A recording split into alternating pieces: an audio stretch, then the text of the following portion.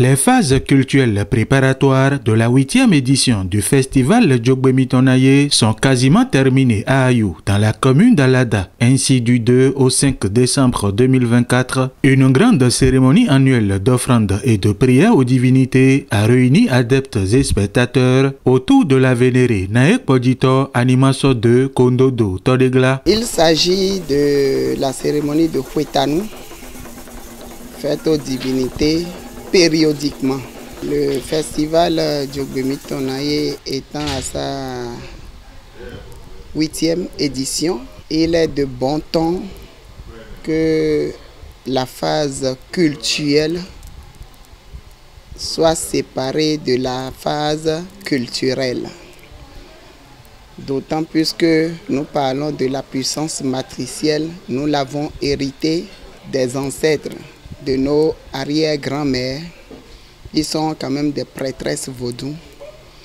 Et puisque nous utilisons cette puissance matricielle, nous avons besoin de leur support afin de mieux l'utiliser, afin de mieux l'exploiter. Nous avons ravivé notre énergie à travers les différentes divinités, comme la divinité Yonhwe Ananou, qui est la reine mère de la terre, comme la divinité Naya Gemo, qui est la reine mère de l'eau, également Naya Itiwedo, qui est la reine mère de l'air, et également Naïte, qui est la reine mère du feu cosmique.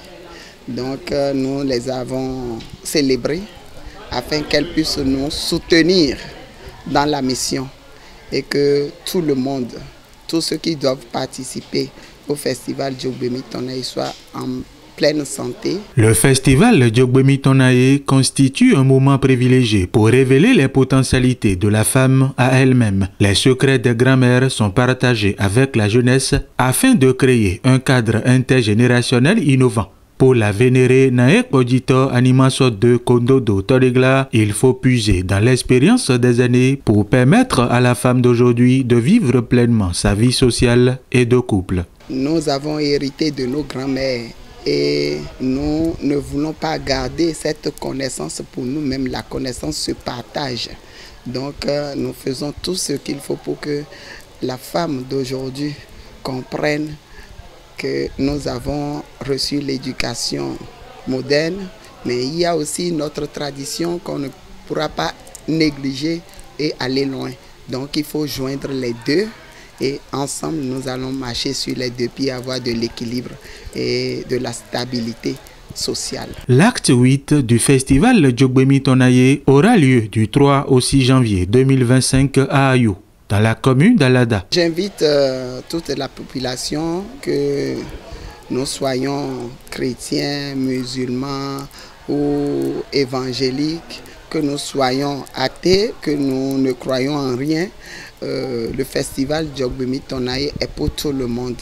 Puisque nous parlons de la puissance matricielle, il est bien de mieux connaître ce que c'est que la femme et de pouvoir jouir de ses pouvoirs pour le développement de notre pays, de notre nation. Donc le festival Djogbe-Mitonaye, les formations, les conférences, les ateliers commencent le 21 décembre jusqu'au 28. Il n'y a pas de tabou, tout le monde peut venir au palais de la Reine-Mère afin de recevoir plus de connaissances sur la puissance matricielle et pourquoi pas sur bien d'autres choses que nous allons partager cette année. Et également, nous allons commencer réellement le festival Djogbe-Mitonaye le 3 janvier, qui sera la veillée. Le 4 janvier aura lieu le symposium international qui parlera de la femme d'aujourd'hui devant la modernité et la tradition. Quelles sont les opportunités de l'avenir? Qu'est-ce que nous pouvons tirer de notre tradition? Qu'est-ce que nous pouvons exploiter de la modernité? Comment joindre les deux bouts pour réellement jouer notre rôle d'ambassadrice de paix dans la société? Le 5, nous allons clôturer et avoir une ligne de conduite bien déterminée. Il y aura des grands professeurs de la sociologie qui vont nous faire des communications. Le chef de l'État, vous voyez, a mis en exergue notre culture. Gaillardement, nous pouvons dire aujourd'hui, nous sommes de la croyance vaudou. Alors, il faut que nous faisons la part des choses. Il n'y a rien de satanique. Il s'agit de notre sang et il faut la vénérer. Au palais de la Reine-Mère, on y trouve une flopée de vaudons. La démarche de la promotrice du festival Diogbemi Tonaye consiste à expliquer aux jeunes gens la nécessité de s'intéresser à la tradition léguée par les ancêtres. Les cérémonies de chaque clan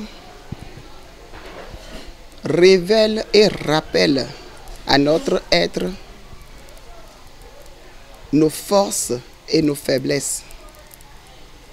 Que tu sois chrétien, que tu sois évangélique, que tu sois musulman, ou que tu sois athée, tu ne crois à rien, ou de d'autres bords que nous ne pouvons pas citer ici, il est de bon ton que s'il y a des cérémonies périodiques, des cérémonies rituelles qui consistent à réactiver les énergies de son clan, de sa collectivité ou de sa famille, il est de bon ton de participer parce qu'il s'agit d'un lien de sang et ce sang a des énergies qu'il faut forcément réactiver.